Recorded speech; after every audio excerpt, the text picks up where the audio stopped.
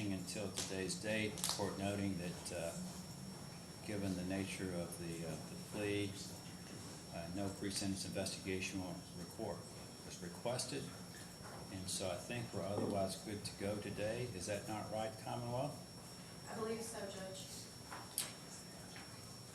Okay, so we have Ms. Rohe here today for sentencing, and last week she did enter a plea on count 2, I believe, is amended down to harassment with physical contact, which is a misdemeanor, and the Commonwealth's recommendation was 45 days. And in exchange for that plea agreement, count 1 of the indictment was to be dismissed. And I know in the meantime I've received a variety of information from the parties, including a victim impact statement from the Commonwealth. Mr. Allen, you've seen that, sir? Yes, I've received it and had an opportunity to review that, as has my client. Okay. And I also received a sentencing memorandum from your office and a variety of attachments in support of your client, which the court has seen and reviewed as well. And otherwise,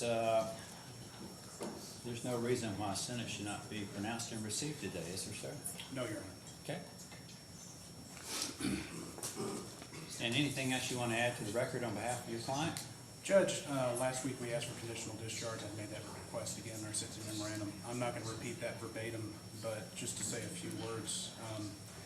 This began as a domestic dispute that turned into a physical altercation. Ms. Rohe has accepted responsibility for her role in that, and she is deeply sorry. She's sorry for the incident that happened, the fact that it occurred at her home with her kids. She deeply regrets all those actions. And that does not mean she deserves a jail sentence. I believe that's what the victim impact statements call for. We maintain our request for conditional discharge, first because this offense is probatable, and 2, we don't believe the statutory factors overcome the presumption that exists for probationary sentence here. It was a pleasure for me to read the letters, and I'm hopeful the court has read the many letters we Yes, sir, I on did. Ms. Rohe's behalf. All of them describe her as someone who is an excellent mother, a good friend, and an excellent colleague. And just through my interaction with her, I know her to be caring, generous, and kind. And while she's certainly made mistakes on October 9th, that does not define her. She's not a dangerous person. If that were so, her ex-husband wouldn't entrust her with the children from Monday to Friday. If she were a dangerous person, the University of Kentucky would not have employed her in the emergency department for over 10 years. If she were a dangerous person, Maury Walker, whose report I cited in the sentencing memorandum, would have said so by recommending her participation in the Battery Intervention Program. She's not an alcoholic. I believe the BAC reports we submitted on her behalf and Ms. Walker's findings indicate that she's not.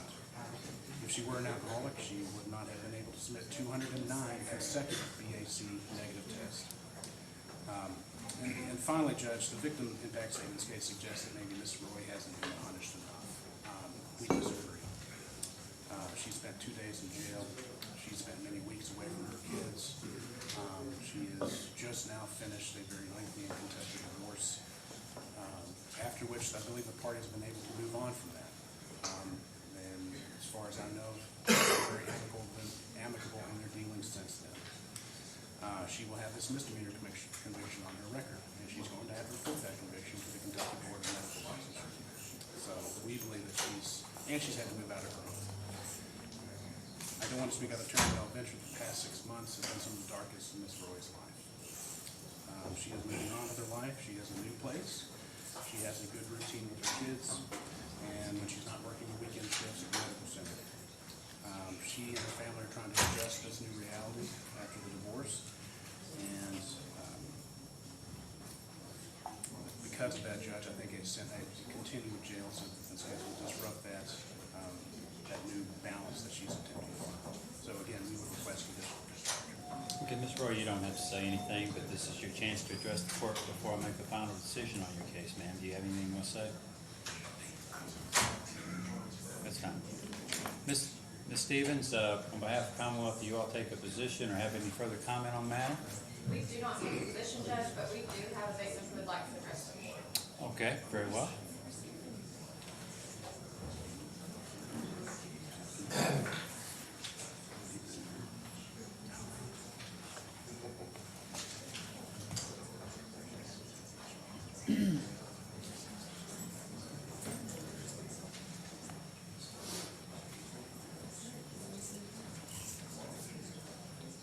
morning.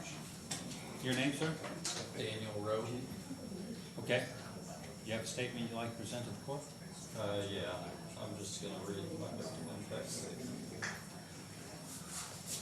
For years, I excused Paige's emotional, verbal, and physical abuse. That's just her personality. She doesn't mean it. She loses control. As a husband, I'm called to endure. These rationalizations help me cope with an abusive marriage I struggle to acknowledge. After all, how can I acknowledge being the victim of abuse while still having the sort of self-confidence that's expected of me as a man? Her abuse left me fragile, like a clay jar cracked by relentless blows, desperately trying to hold myself together. On October 9th, 2024, Paige's violence escalated and turned deadly. She locked her arm around my neck in a violent chokehold, cutting off blood flow to my brain. My vision faded, I saw stars, and I teetered on the edge of unconsciousness as she strangled me. I grabbed her arm and collapsed into a fetal position, dislodging her grip on my neck.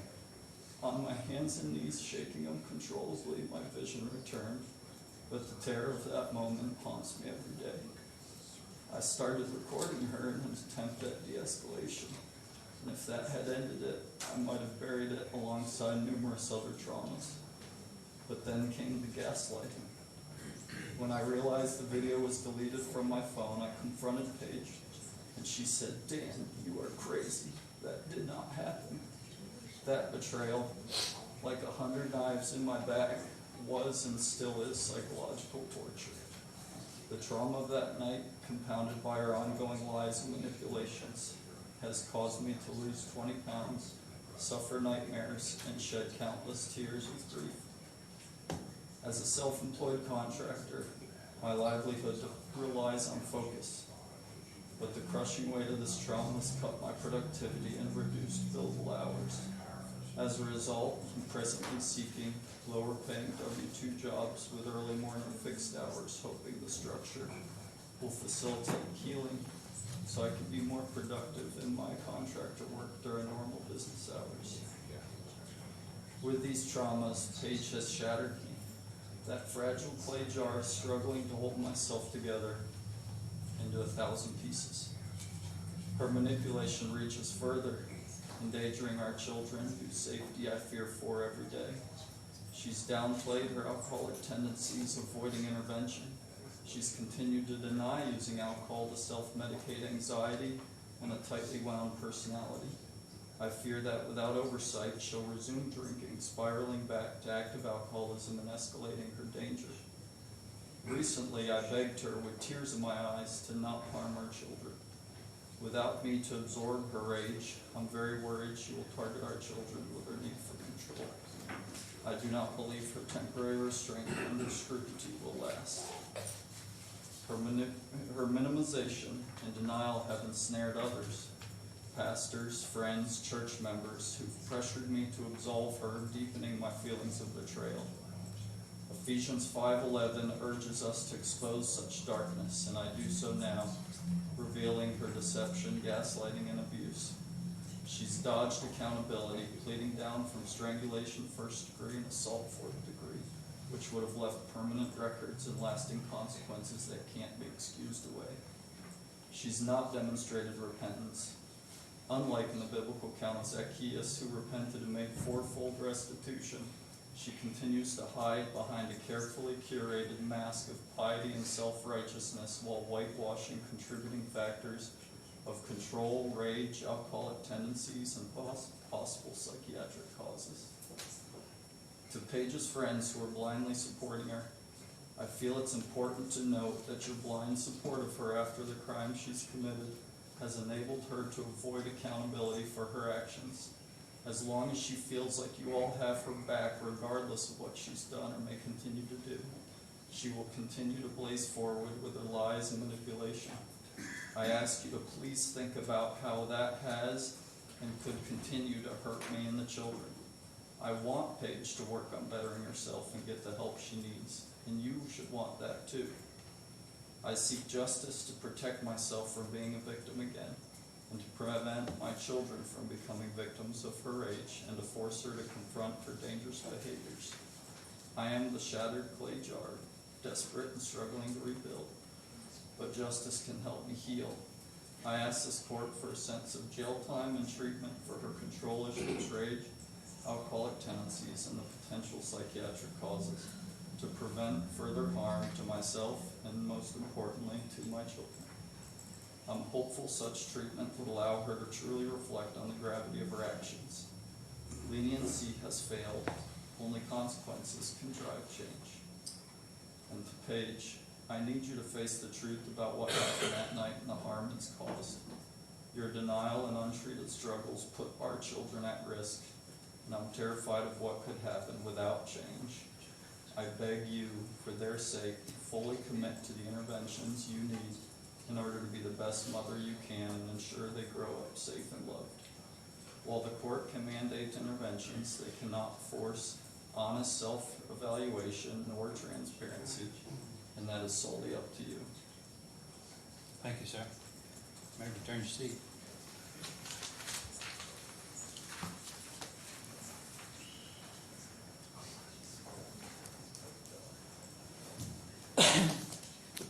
All right, let the record reflect the court has given due consideration to the nature and circumstances of the crime, history, and character defendant, considered available sentencing options before the court, given the nature of the plea. And the court fully understands that behind the scenes on this matter, there's a domestic relations case and other issues in other jurisdictions of the Fayette Circuit Court that might in the future be better suited for any issues that may arise between these particular parties. And therefore, the court being sufficiently advised, the court is going to impose the sentence recommendation here by the Commonwealth, which is 45 days. However, that sentence is suspended. The defendant is going to be placed on conditional discharge for a period of 1 year with a review date of May the 8th, 2026. Mr. Allen and your client, that means that during the course of this next year, there's the expectation that the defendant have no violations of law as a condition of that discharge, and assuming that there are no violations of law during that period of time, this matter will essentially over with. However, if there are issues that do arise, you will be back before the court facing the likely prospect of having to serve 45 days at the Fayette County Detention Center. So this isn't probation, this is just conditional discharge. And so please mark your calendar for May the 8th of 2026 for your review date. Ma'am, you are expected to appear in court that day for one last check-in, and if all goes well, that will be the completion of this case. However, if there are some issues, we'll be addressing those at that time, if not sooner. Mr. Allen, do you have any questions about the court's ruling today? No, Judge, thank you. Anything else from the Commonwealth, Ms. Stevens? No, Your Honor. Thank you. Have a good day.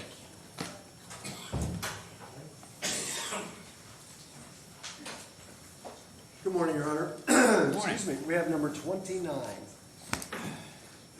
It's Mr. Nance, Yes. and Mr. Judge is our assigned prosecutor, but I understand he's not going to be here today.